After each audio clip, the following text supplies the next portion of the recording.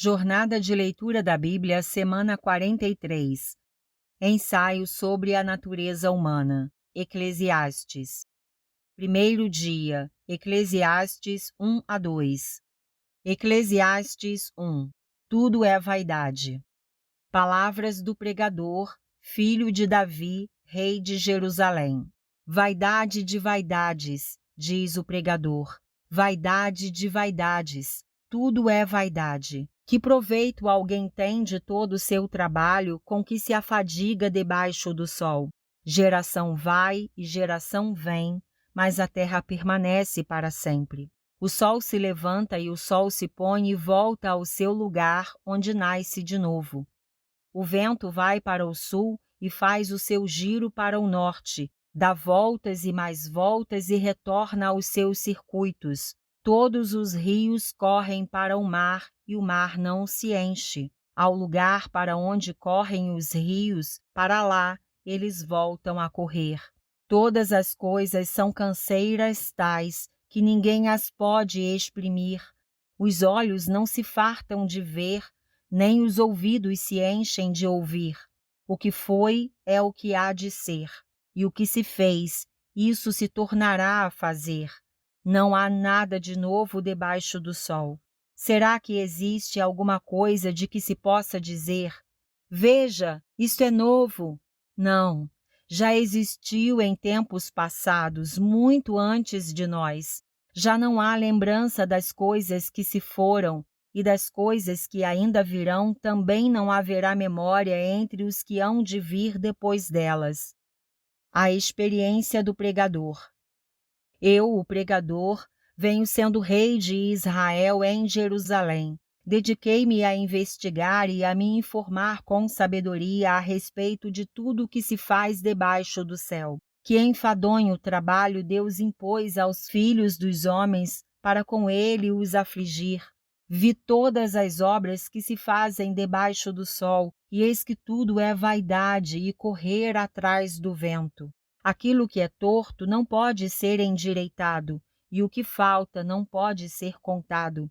Eu disse a mim mesmo: eu me tornei importante e superei em sabedoria todos os que governaram em Jerusalém antes de mim. O meu coração tem tido larga experiência da sabedoria e do conhecimento. Assim procurei conhecer a sabedoria e saber o que é a tolice e a falta de juízo. Mas descobri que também isto é correr atrás do vento. Porque na muita sabedoria há muito enfado, e quem aumenta o seu conhecimento, aumenta também a sua dor. Eclesiastes 2. A vaidade das riquezas. Eu disse a mim mesmo: vamos, prove a alegria, procure ser feliz. Mas também isso era vaidade. Concluí que o riso é tolice e que a alegria não serve para nada. Resolvi no meu coração entregar-me ao vinho, sem deixar de me guiar pela sabedoria e de me apoderar da loucura, até descobrir o que de bom os filhos dos homens poderiam fazer debaixo do céu durante os poucos dias da sua vida. Empreendi grandes obras, construí casas e plantei vinhas para mim. Fiz jardins e pomares para mim, e neles plantei árvores frutíferas de toda a espécie. Fiz para mim tanques de águas, para com eles regar o bosque em que reverdeciam as árvores. Comprei escravos e escravas e tive escravos que nasceram em minha casa. Também tive bois e ovelhas mais do que tiveram todos os que viveram em Jerusalém antes de mim. Amontoei também para mim prata e ouro e tesouros de reis e de províncias. Provi-me de cantores e cantoras e das delícias dos filhos dos homens, mulheres e mais mulheres. Eu me tornei importante e superei todos os que viveram antes de mim em Jerusalém, e a minha sabedoria nunca me abandonou. Tudo aquilo que os meus olhos desejaram, eu não lhes neguei, nem privei o meu coração de alegria alguma, pois eu me alegrava com todas as minhas fadigas, e isso era a recompensa por todas elas. Considerei todas as obras que as minhas mãos fizeram, e também o trabalho que eu com fadigas havia feito, e eis que tudo era vaidade e correr atrás do vento, e nenhum proveito havia debaixo do sol. A vaidade da sabedoria. Então passei a refletir sobre a sabedoria, a tolice e a falta de juízo. O que poderá fazer o sucessor do rei? O mesmo que outros já fizeram. Então vi que a sabedoria é mais proveitosa do que a falta de juízo, assim como a luz traz mais proveito do que as trevas. O sábio tem os seus olhos bem abertos, enquanto o tolo anda em trevas. Contudo, entendi que a mesma coisa acontece com ambos. Aí eu disse a mim mesmo: o que acontece com o tolo acontece comigo também. De que adianta então ser sábio? Então eu disse a mim mesmo que também isso era vaidade. Pois nem o sábio nem o tolo serão lembrados para sempre, pois passados alguns dias tudo cai no esquecimento. Ah, o sábio morre do mesmo modo que o tolo. Por isso perdi o gosto pela vida, pois me foi pesado demais o trabalho que se faz debaixo do sol. Sim, tudo é vaidade e correr atrás do vento. A vaidade do trabalho. Também perdi o gosto por todo o meu trabalho, com que me afadiguei debaixo do sol, pois o resultado de tudo isso ficará para quem vier depois de mim. E quem pode dizer se ele será um sábio ou um tolo? No entanto, ele terá domínio sobre todo o ganho das minhas fadigas e sabedoria debaixo do sol. Também isto é a vaidade. Então tratei de fazer com que o meu coração perdesse a esperança de todo o trabalho com que me afadiguei debaixo do sol. Porque uma pessoa pode fazer o seu trabalho com sabedoria, conhecimento e habilidade, mas deixará o seu ganho como herança a quem por ele não se esforçou. Também isto é vaidade e grande mal. Pois que proveito alguém tem de todo o seu trabalho e da fadiga do seu coração em que anda trabalhando debaixo do sol? Porque todos os seus dias são cheios de dor e o seu trabalho é desgosto. Nem de noite o seu coração descansa. Também isto é vaidade. Não há nada melhor para o ser humano do que comer, beber e fazer com que a sua alma desfrute o que conseguiu do seu trabalho. No entanto, vi também que isto vem da mão de Deus. Pois separado deste, quem pode comer ou quem pode alegrar-se? Porque Deus dá sabedoria, conhecimento e prazer à pessoa que lhe agrada, mas ao pecador dá trabalho para que ele ajunte e amontoe a fim de dar àquele que agrada a Deus. Também isto é vaidade e correr atrás do vento. Segundo dia, Eclesiastes 3-4. Eclesiastes 3. Tempo para tudo. Tudo tem o seu tempo determinado, e há tempo para todo propósito debaixo do céu.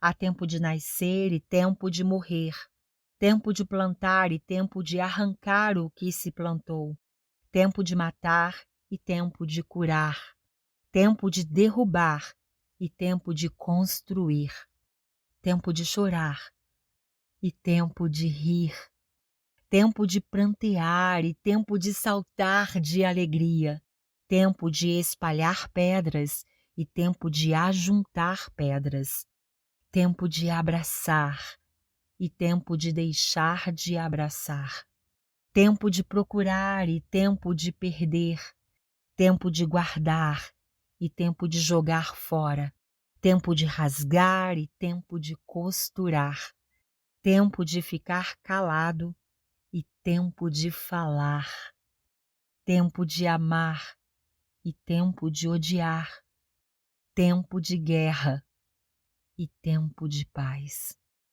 O ser humano não conhece o seu tempo determinado. Que proveito tem o trabalhador naquilo com que se afadiga? Viu o trabalho que Deus impôs aos filhos dos homens para com ele os afligir. Deus fez tudo formoso no seu devido tempo. Também pôs a eternidade no coração do ser humano, sem que este possa descobrir as obras que Deus fez desde o princípio até o fim. Sei que não há nada melhor para o ser humano do que alegrar-se e aproveitar a vida ao máximo. Sei também que poder comer, beber e desfrutar o que se conseguiu com todo o trabalho é dom de Deus. Sei que tudo o que Deus faz durará eternamente, sem que nada possa ser acrescentado nem tirado, e que Deus faz isto para que as pessoas o temam. O que é já foi, e o que será também já foi. Deus fará vir outra vez o que já passou. O fim de seres humanos e animais. Vi ainda debaixo do sol que no lugar do juízo reinava a maldade, e no lugar da justiça havia mais maldade. Então eu disse a mim mesmo: Deus julgará o justo e o ímpio, porque há um tempo para todo propósito e para toda obra. Eu disse mais: isto é por causa dos filhos dos homens, para que Deus os prove, e eles vejam que são em si mesmos como os animais. Porque o mesmo que acontece com os filhos dos homens acontece com os animais. Como morre um, assim morre o outro. Todos têm o mesmo fôlego de vida e o ser humano não tem nenhuma vantagem sobre os animais, porque tudo é vaidade. Todos vão para o mesmo lugar, todos procedem do pó e ao pó voltarão. Quem sabe se o fôlego de vida dos filhos dos homens se dirige para cima e o dos animais para baixo, para a terra? Assim, percebi que não há nada melhor para o ser humano do que desfrutar do seu trabalho, porque essa é a sua recompensa. Pois quem o fará voltar para ver o que será depois dele? Eclesiastes 4. As tribulações da vida. Vi ainda todas as opressões praticadas debaixo do sol. Vi as lágrimas dos que foram oprimidos sem que ninguém os consolasse. Vi a violência na mão dos opressores sem que ninguém consolasse os oprimidos. Por isso considero mais felizes os que já morreram, mais do que os que ainda vivem. Porém, mais feliz do que uns e outros é aquele que ainda não nasceu e não viu as mais obras que se fazem debaixo do sol. Então vi que toda fadiga e toda habilidade no trabalho provém da inveja do ser humano contra o seu próximo. Também isto é vaidade e correr atrás do vento. O tolo cruza os braços e destrói a si mesmo. Melhor é um punhado de descanso do que ambas as mãos cheias de trabalho e correr atrás do vento. Então considerei outra vaidade debaixo do sol. Um homem sem ninguém, que não tem filhos nem irmãos, mas que não cessa de trabalhar e cujos olhos não se fartam de riquezas. E ele não pergunta: para quem estou trabalhando se não aproveito as coisas boas da vida? Também isto é vaidade e enfadonho o trabalho. Melhor é serem dois do que um, porque maior é o pagamento pelo seu trabalho. Porque se caírem, um levanta o companheiro. Mas ai do que estiver só, pois caindo não haverá quem o levante. Também se dois dormirem juntos, eles se aquecerão. Mas se for um sozinho, como se aquecerá?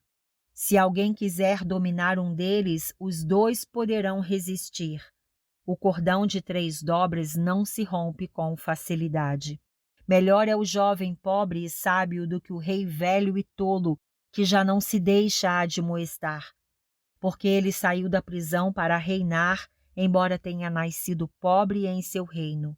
Vi todos os viventes que andam debaixo do sol com o jovem sucessor, que ficará em lugar do rei. Era sem conta todo o povo que ele dominava, mas os que virão depois não estarão contentes com ele.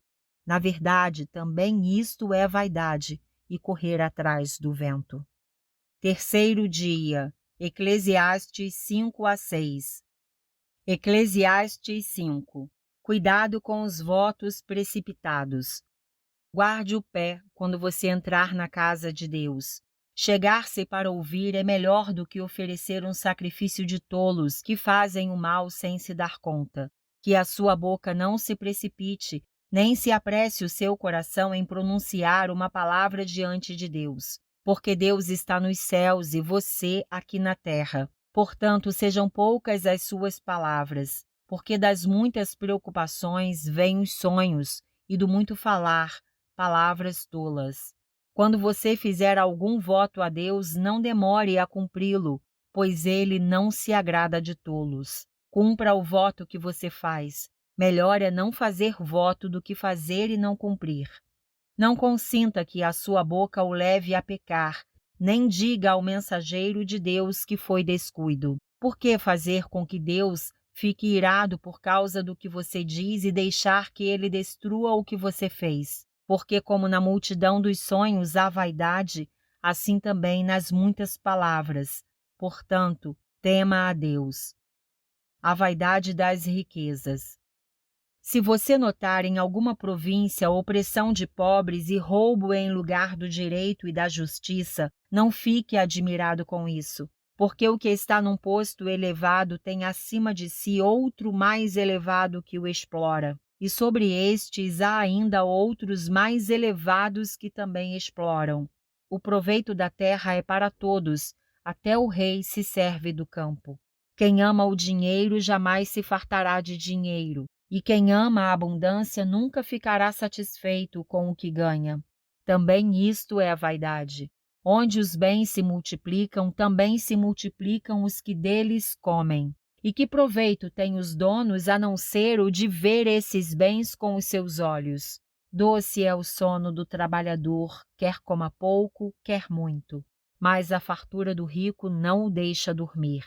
Há um grave mal que vi debaixo do sol: as riquezas que os seus donos guardam para o seu próprio prejuízo. E se essas riquezas se perdem no mau negócio, o filho que esse homem gerou ficará de mãos vazias. Como saiu do ventre de sua mãe, a saber, nu, assim voltará, indo-se como veio, e do seu trabalho nada poderá levar consigo. Também isto é um grave mal. Precisamente como veio, assim ele vai. E que proveito terá de haver trabalhado para o vento? Em todos os seus dias comeu o seu pão nas trevas, com muito enfado, com enfermidades e indignação. Eis o que eu vi. Boa e bela coisa é comer e beber e desfrutar o que conseguiu de todo o seu trabalho, com que se afadigou debaixo do sol, durante os poucos dias da vida que Deus lhe deu, porque esta é a sua porção. Quanto àquele a quem Deus conferiu riquezas e bens e lhe deu poder para deles comer, receber a sua porção e desfrutar do seu trabalho, isto é dom de Deus, porque não ficará pensando muito nos dias da sua vida, pois Deus lhe enche o coração de alegria. Eclesiastes 6. Há um mal que vi debaixo do sol e que pesa sobre a humanidade. Aquele a quem Deus conferiu riquezas, bens e honra, e nada lhe falta de tudo o que a sua alma deseja, mas Deus não lhe concede que desfrute disso. Ficará para um estranho. Também isto é vaidade e grande mal. Se alguém gerar 100 filhos e viver muitos anos até uma idade avançada, e se a sua alma não se fartar do bem, e além disso não tiver sepultura, digo que um aborto é mais feliz do que ele, pois o aborto vem ao mundo para nada e desaparece na calada da noite, e as trevas encobrem o seu nome. Não viu o sol, nada conhece, porém tem mais descanso do que o outro, ainda que aquele vivesse 2 vezes 1000 anos, mas não desfrutasse do bem. Por acaso não vão todos para o mesmo lugar? Todo o trabalho do ser humano é para a sua boca, contudo o seu apetite nunca se satisfaz. Pois que vantagem tem o sábio sobre o tolo? Ou o pobre que sabe como sobreviver? Melhor é o que os olhos veem do que aquilo que a alma deseja. Também isto é vaidade e correr atrás do vento. Tudo o que agora existe já recebeu um nome há muito tempo, e sabe-se o que é o ser humano e que não pode enfrentar quem é mais forte do que ele. Quando aumentam as palavras, aumenta a vaidade. Qual o proveito que se tem disso? Pois quem sabe o que é bom para uma pessoa durante os poucos dias da sua vida de vaidade, os quais ela gasta como sombra? Quem poderá lhe dizer o que vai acontecer debaixo do sol depois que ela morrer? Quarto dia. Eclesiastes 7-8. Eclesiastes 7. A sabedoria e a tolice. A boa fama é melhor do que um bom perfume, e o dia da morte é melhor do que o dia do nascimento. Melhor é ir à casa onde há luto do que ir à casa onde há banquete, pois naquela se vê o fim de todas as pessoas, e que os vivos o tomem em consideração. Melhor é a mágoa do que o riso, porque com a tristeza do rosto se melhora o coração. O coração dos sábios está na casa do luto, mas o dos insensatos na casa da alegria. Melhor é ouvir a repreensão do sábio do que ouvir a canção dos tolos. Pois como o crepitar dos espinhos debaixo de uma panela, assim é a risada dos tolos. Também isto é a vaidade. Certamente a opressão faz do sábio um tolo, e o suborno corrompe o coração. Melhor é o fim das coisas do que o seu princípio. A paciência é melhor do que a arrogância. Não se apresse em ficar irado, porque a ira se abriga no íntimo dos tolos. Nunca pergunte por que os dias passados foram melhores que os de agora, pois não é sábio fazer essa pergunta. Boa é a sabedoria, havendo herança. Ela é proveitosa para os que veem o sol. A sabedoria protege do mesmo modo que o dinheiro, mas a vantagem da sabedoria é que ela dá vida a quem a possui. Observe as obras de Deus, pois quem poderá endireitar o que ele fez torto? No dia da prosperidade, seja feliz, mas no dia da adversidade, considere que Deus fez tanto este como aquele, para que o ser humano não descubra nada do que há de vir depois dele. Tudo isto vi nos dias da minha vaidade. Há justos que perecem na sua justiça e há ímpios que prolongam os seus dias na sua maldade. Não seja demasiadamente justo nem exageradamente sábio, porque você destruiria a si mesmo. Não seja demasiadamente perverso, nem seja tolo, porque você morreria antes da sua hora. Bom é que você retenha isto e também não abra mão daquilo, pois quem teme a Deus sai ileso de tudo isto. A sabedoria fortalece o sábio mais do que 10 poderosos que se encontram numa cidade. Não há nenhum justo sobre a terra que faça o bem e que não peque. Não dê atenção a todas as palavras que se dizem para que você não venha a ouvir o seu servo amaldiçoando você. E você sabe que muitas vezes você mesmo já amaldiçoou os outros.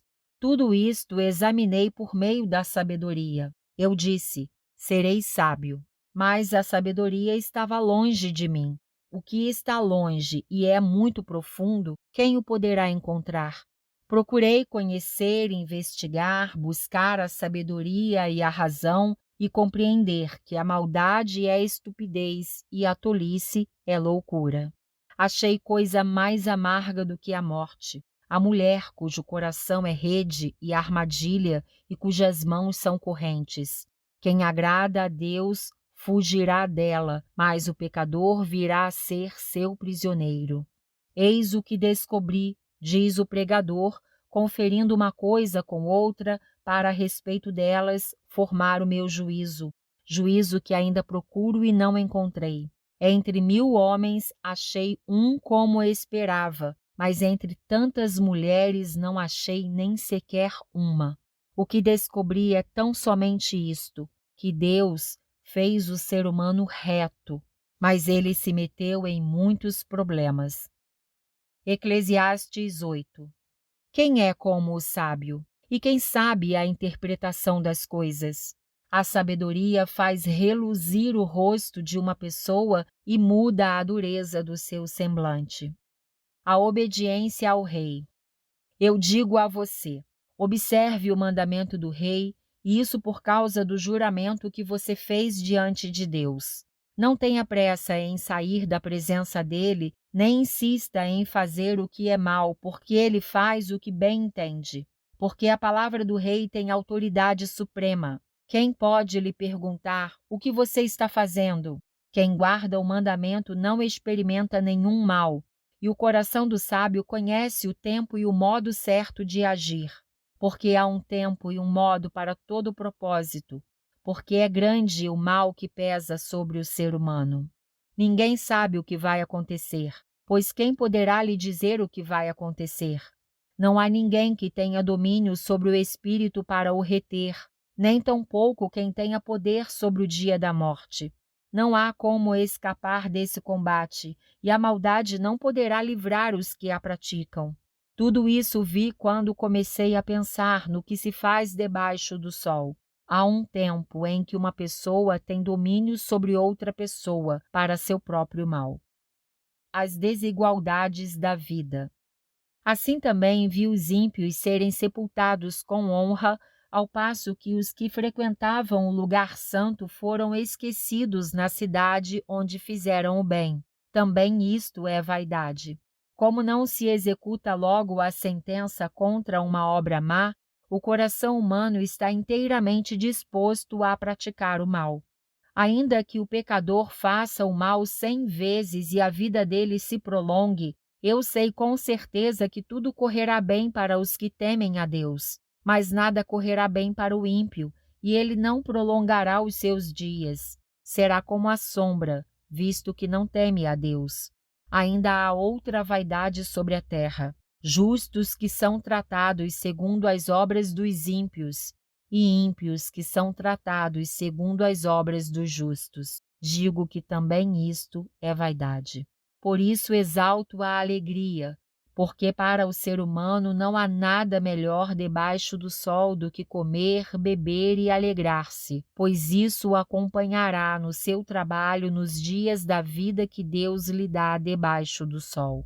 Quando me dediquei a conhecer a sabedoria e a ver o trabalho que há sobre a terra, pois nem de dia nem de noite se consegue conciliar o sono, contemplei toda a obra de Deus e vi que o ser humano não pode compreender a obra que se faz debaixo do sol.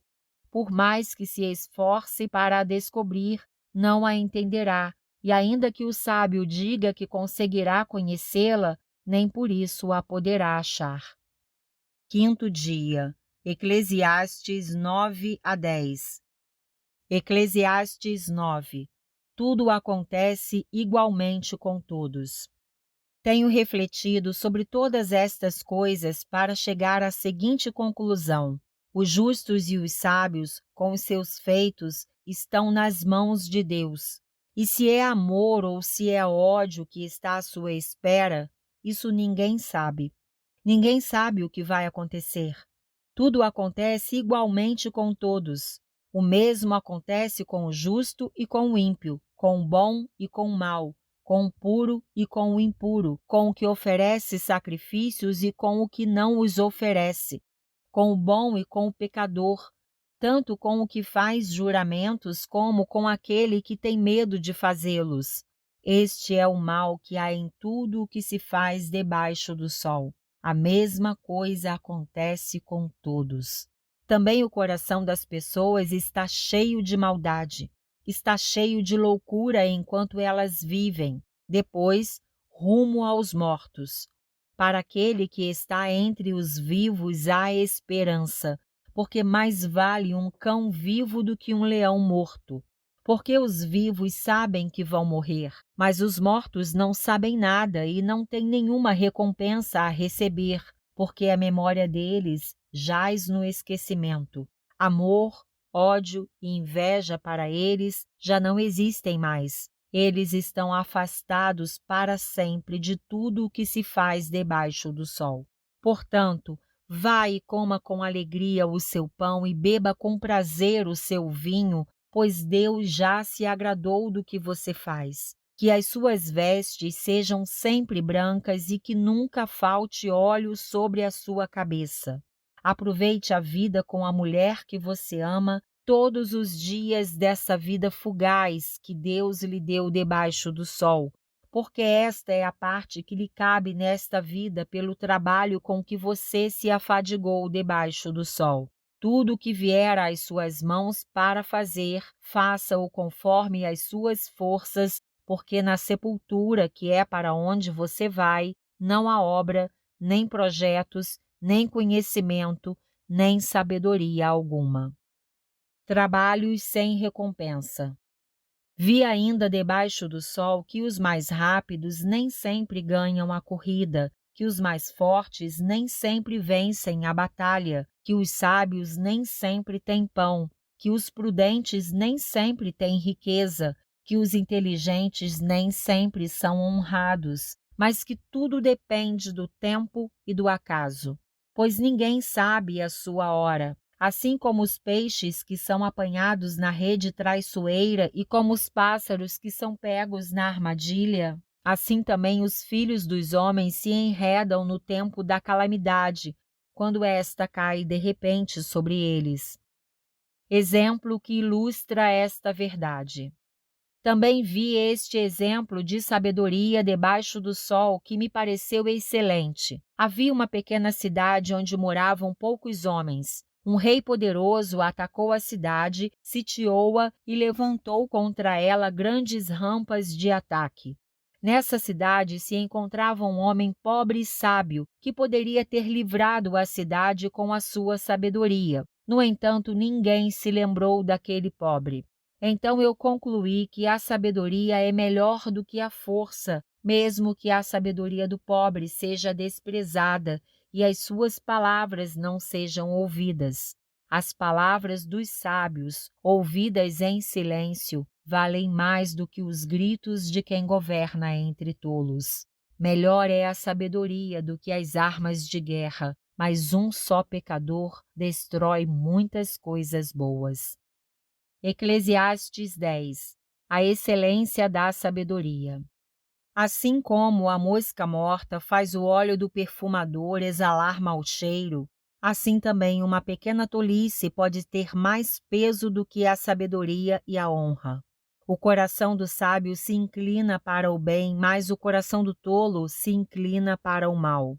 Quando o tolo vai pelo caminho, falta-lhe o entendimento, e assim mostra a todos que é mesmo um tolo. Se aquele que governa ficar indignado contra você, não deixe o seu lugar, porque o ânimo sereno acalma grandes ofensas. Ainda há um mal que vi debaixo do sol, um erro cometido pelos que governam. Os tolos, colocados em muitos postos elevados, enquanto os ricos ocupam os postos inferiores. Vi servos andando a cavalo e príncipes andando a pé como se fossem servos. Quem abre uma cova acaba caindo nela, e quem arromba um muro será mordido por uma cobra. Quem arranca pedras será ferido por elas, e o que racha lenha se expõe ao perigo. Se o machado está embotado e ninguém o afia, é preciso redobrar a força, mas com sabedoria se obtém êxito. Se a cobra morder antes de estar encantada, de nada adianta o trabalho do encantador. As palavras do sábio lhe trazem favor, mas o tolo é destruído pelo que diz. As primeiras palavras de sua boca são tolice, e as últimas, loucura perversa. O tolo multiplica as palavras, mas o ser humano não sabe o que vai acontecer. Quem poderá lhe dizer o que será depois dele? O trabalho do tolo o fatiga, pois nem sabe ir à cidade. Ai de você, ó terra, cujo rei é criança e cujos príncipes se banqueteiam já de manhã. Feliz é você, ó terra, cujo rei é filho de nobres e cujos príncipes se sentam à mesa a seu tempo para refazer as forças e não para se embriagar. Por causa da preguiça o teto desaba, e por causa dos braços cruzados a casa tem goteiras. As festas são feitas para rir. O vinho alegra a vida e o dinheiro dá conta de tudo. Nem em pensamento fale mal do rei, e não fale mal do rico nem mesmo quando você estiver sozinho em seu quarto, porque as aves do céu poderiam levar a sua voz, e o que tem asas poderia contar o que você falou. Sexto dia. Eclesiastes 11. A conduta prudente do sábio. Lance o seu pão sobre as águas, porque depois de muitos dias você o achará. Reparta com 7 e até mesmo com 8, porque você não sabe que mal sobrevirá à terra. Se as nuvens estão cheias, derramam chuva sobre a terra. Se uma árvore cair para o sul ou para o norte, no lugar em que cair, aí ficará. Quem somente observa o vento nunca semeará, e o que olha para as nuvens nunca fará a colheita. Assim como você não conhece o caminho do vento, nem sabe como se formam os ossos no ventre da mulher grávida, assim também não entende as obras de Deus, que faz todas as coisas. Semeie a sua semente de manhã, e à tarde não fique de braços cruzados, porque você não sabe qual irá prosperar, se esta, se aquela, ou se ambas serão igualmente boas. Doce é a luz e agradável aos olhos é ver o sol. Mesmo que alguém viva muitos anos, deve alegrar-se em todos eles. Contudo, deve lembrar-se de que há dias de trevas, que serão muitos, e que tudo o que virá é vaidade. A mocidade. Alegre-se, jovem, na sua mocidade, e que o seu coração lhe dê muita alegria nos dias da sua juventude. Ande nos caminhos que satisfazem ao seu coração e agradam aos seus olhos. Saiba, porém, que de todas estas coisas Deus lhe pedirá contas. Afaste do seu coração a mágoa e remova de seu corpo a dor, porque a juventude e a primavera da vida são vaidade. 7º dia, Eclesiastes 12. A velhice. Lembre-se do seu Criador nos dias da sua mocidade, antes que venham os dias maus e cheguem os anos em que você dirá: não tenho neles prazer. Lembre-se do Criador antes que se escureçam o sol, a lua e as estrelas, e as nuvens voltem depois da chuva.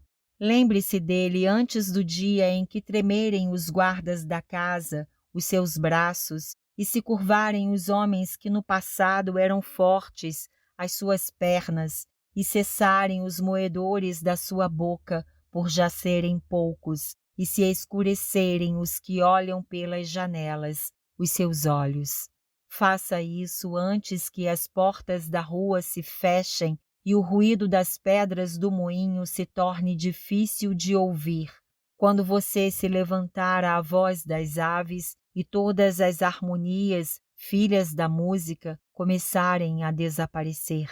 Quando você tiver medo do que é alto e se espantar no caminho. Quando florescer como a amendoeira e o gafanhoto lhe for um peso, e quando você perder o apetite.